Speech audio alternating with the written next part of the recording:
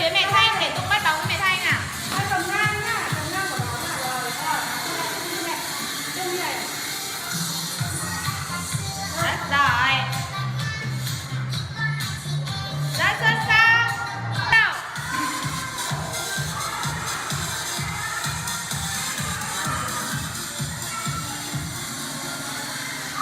Cố lên. Rồi, bạn Nam thay đổi di chuyển nào.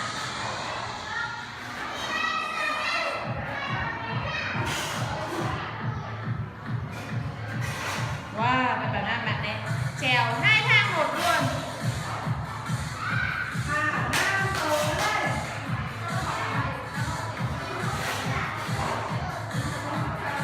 Hạt nha. Wow.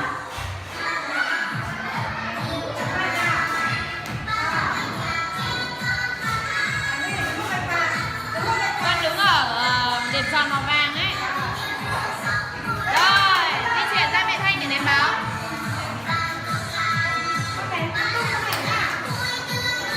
Cầm ngang quả bóng ra. Rồi, rất giỏi.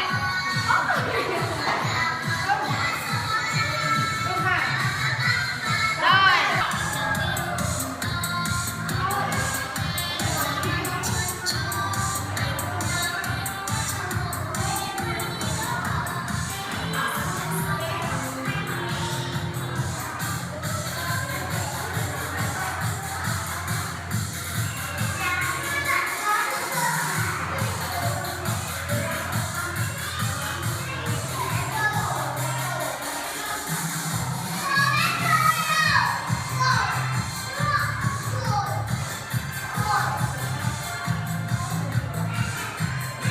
Cố lên Su ơi, cố lên.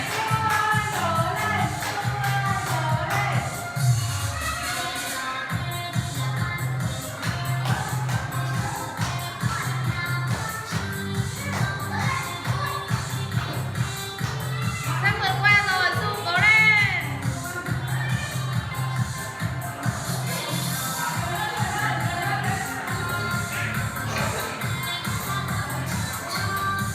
Rất giỏi.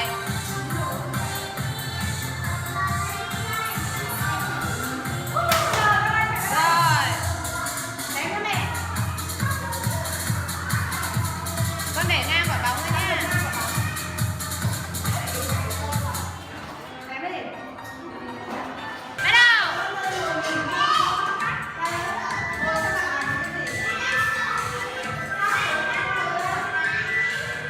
Khang An cố lên, Khang An cố lên.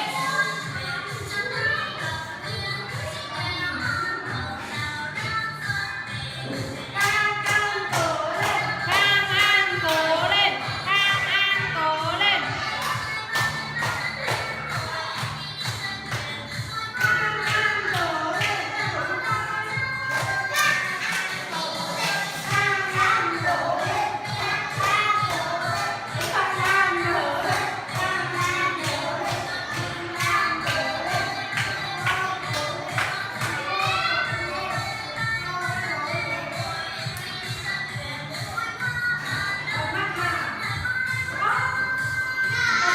Rồi Khang An quay lại bật đi con. Đứng lên bụng bật nào. Đây, đứng lên đây. Đấy, đứng lên bụng, đứng lên bụng. Đứng lên, trèo lên, bật. Bật mạnh lên. Đúng rồi. Rồi con cầm giraffe. Ném đi. Ném vào đây. Ném vào cái vòng đấy. Cố lên này. Rồi con làm tiếp. Lại đi. Cố lên. Cố lên. Cố lên. Yeah. Rồi con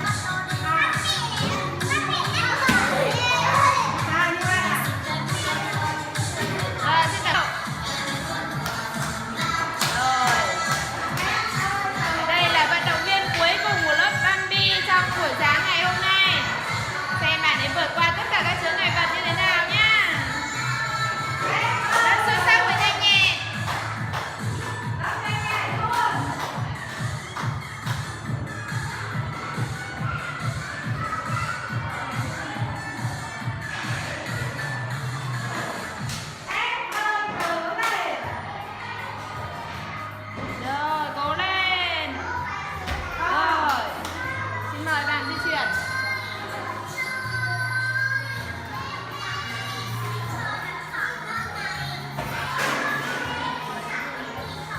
Rồi, rất tuyệt vời. Mời con di chuyển sang với mẹ Thanh nào.